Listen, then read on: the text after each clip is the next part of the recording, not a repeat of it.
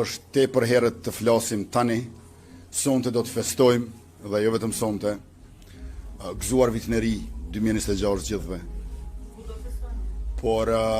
natyrisht që nuk do të vonohemi që ta trajtojmë edhe këtë çështje. Na duhet të bisedojmë edhe me opozitën për çështjen e presidentes apo presidentit të ardhshëm, por siç e kam thënë edhe mbrëm në një emision në Radio Televizionin e Kosovës,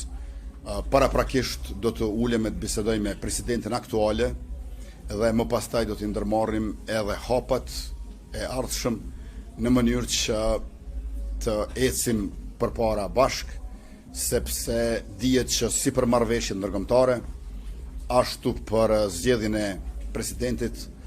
është nevojshme që të qëndrojnë së paku 80 veta në sallë edhe nëse votojnë kundër, dhe për këtë do të na duhet të bisedojmë, por